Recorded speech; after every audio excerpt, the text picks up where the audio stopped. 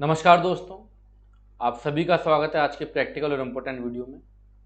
आज की इस वीडियो में हम चर्चा करने वाले हैं कि बुक्स ऑफ अकाउंट को फाइनलाइज कैसे किया जाता है। हर एक अकाउंटेंट की एक इच्छा होती है कि भैया मैं अपनी बुक्स ऑफ अकाउंट को फाइनलाइज करना सीख जाऊं, P&L और बैलेंस शीट बनाना सीख जाऊं।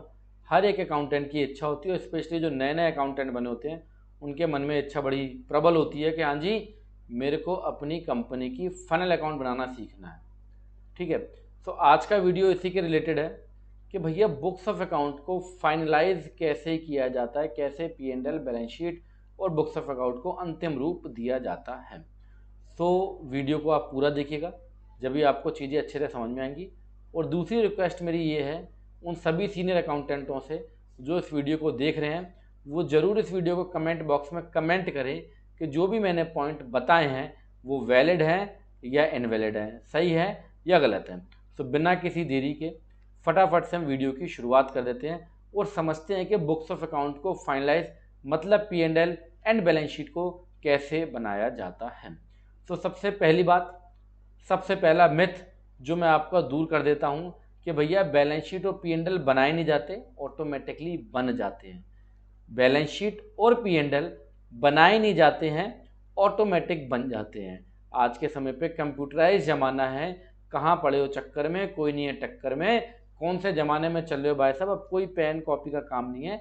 अब आपकी P&L और बैलेंस शीट जो है वो सॉफ्टवेयर से, मतलब जिस पे आप वर्किंग कर रहे हो, जिस पे आपने पूरा साल काम करा है, वही आपको ऑटोमेटिकली बना के देता है। अब क्वेश्चन ये उठता है कि सर अगर P&L एंड बैलेंस शीट बन जाते हैं अपने आप, तो फिर CA साहब क्या करते हैं? तो पहले तो ये समझो कि CA साहब की वर्किंग क्या है और आपकी वर्किंग क्या है। तो CA साहब कौन होते हैं? CA साहब का दूसरा नाम है ऑडिटर। ऑडिटर की हिंदी क्या होती है? चेक करने वाला, निरीक्षक। अब चेक करने वाला क्या चेक करता है? चेक करने वाला वो उस चीज़ को चेक करता है जो कि आपने करी है। एग्जाम्पल के तौर पे अगर आप पेपर में जाते हो, पेपर दे के आते हो, तो एग्जामिनर जो चेक करने वाला होता है वो किसको चेक करेगा? जो आपने काम करके दिया है। इसी तरीके से CA अंकल मतलब ऑडिटर साहब का काम क्या है? आपकी बुक्स ऑफ अकाउंट को ऑडिट करना। तो पहला पॉइंट क्या निकल के आया कि P&L एंड बैलेंस शीट बनाने नहीं पड़ते, ऑटोमेटिकली बन जाते हैं जो भी हमने रिकॉर्डिंग की होती है। दूसरा काम क्या निकल के आया कि CA जो होता है, जो कि बैलेंस शीट और P&L को फाइनलाइज करता है या उसको तैयार करता है या उसकी रिपोर्टिंग करता है, उसका काम क्या है? उसका काम है रिपोर्टिंग करना प्लस ऑडिट करना जो भी आपने काम किया है। तो अब हमको बुक्स ऑफ अकाउंट को फाइनलाइज कैसे करना है? तो हमको बुक्स ऑफ अकाउंट को इस तरीके से फाइनलाइज करना है कि जो काम CA ने करना है, जो काम CA ने करना है, उस काम को क्यों ना हम ही कर दें। जो CA साहब उस बुक्स ऑफ अकाउंट में चेक करेंगे, उस काम को अगर हम चेक कर लेंगे तो हम अपनी बुक्स ऑफ अकाउंट को फाइनलाइज करना सीख जाएंगे। फाइनल अकाउंट होता क्या है? फाइनल अकाउंट क्या है? भिन्न भिन्न प्रकार की परिभाषा आपने गूगल देवता पे या भिन्न भिन्न लोगों से सुनी होंगी या भिन्न भिन्न किताबों में पढ़ी होंगी।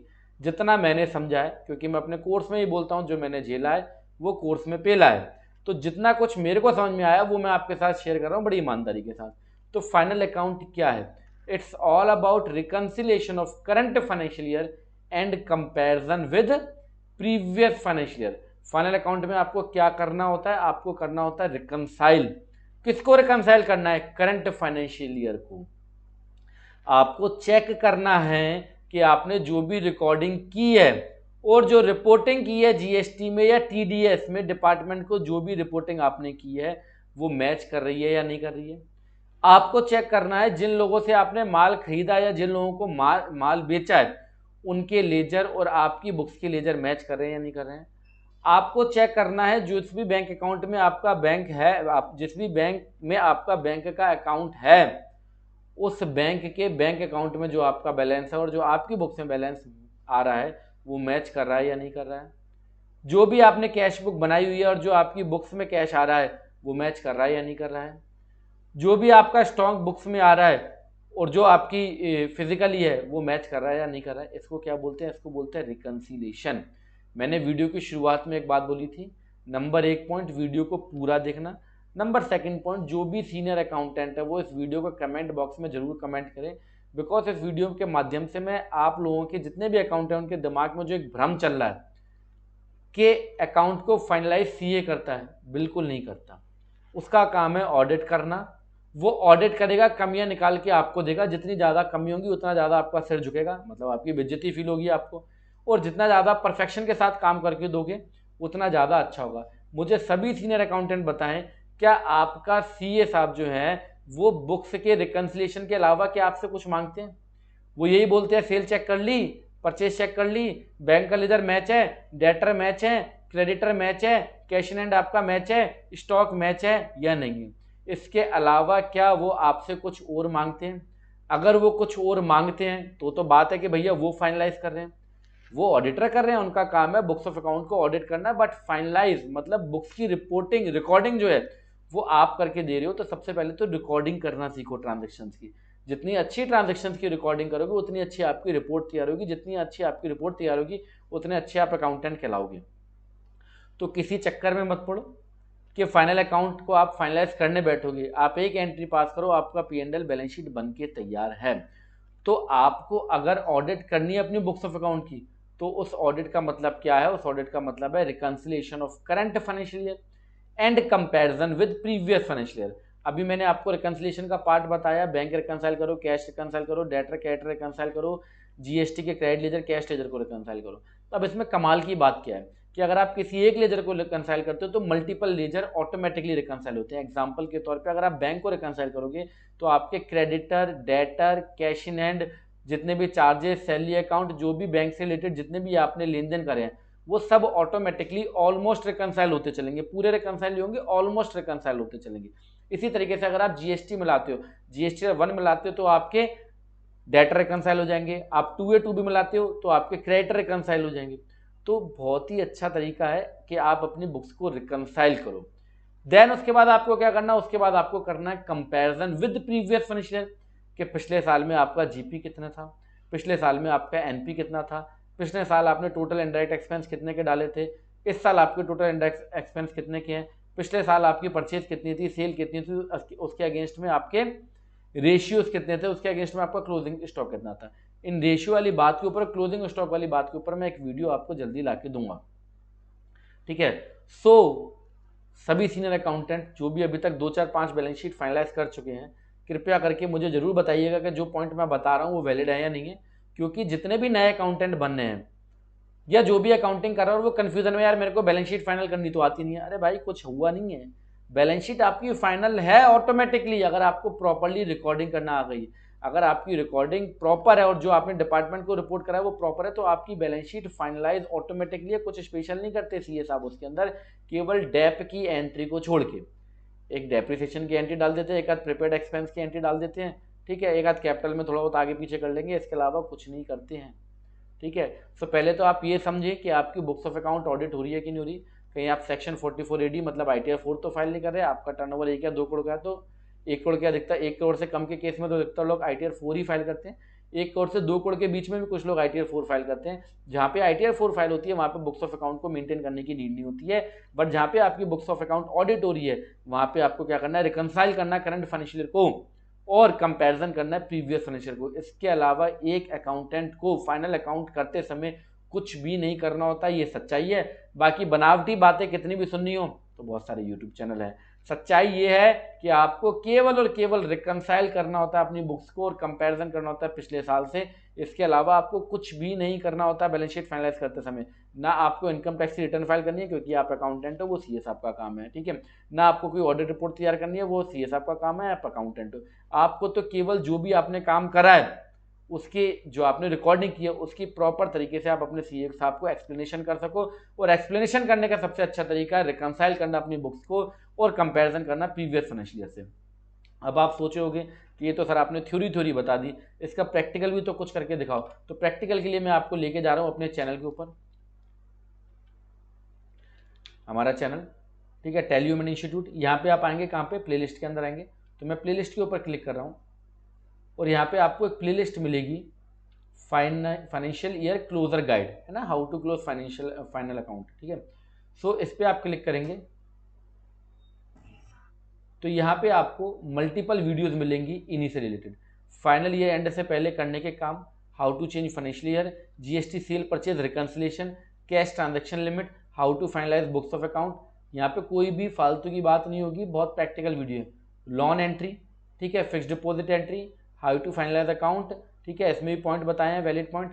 और मार्च की जीएसटी और 3B कैसे फाइल करनी है। तो ये 2A 2B का रिकन्सिलेशन। देखो, मैं अपने चैनल पे केवल प्रैक्टिकल कंटेंट आपके साथ शेयर कर सकता हूँ, कोई बनावटी बातें शेयर नहीं कर सकता। बल्कि मैं तो कहूँगा कि आप चैनल के ऊपर चले जाओ, हर एक वीडियो आपको रिकॉर्डिंग और आपकी बुक्स ऑफ अकाउंट को फाइनलाइज करना ही सिखाती है। आप कोई भी वीडियो उठा के देख ले, उस वीडियो के अंदर आपको यही बताया जा रहा होगा कि आपको अपनी बुक्स ऑफ अकाउंट को फाइनलाइज कैसे करना। आप जैसे देखो 2A 2B का रिकन्सिलेशन के ऊपर वीडियो है, ठीक है।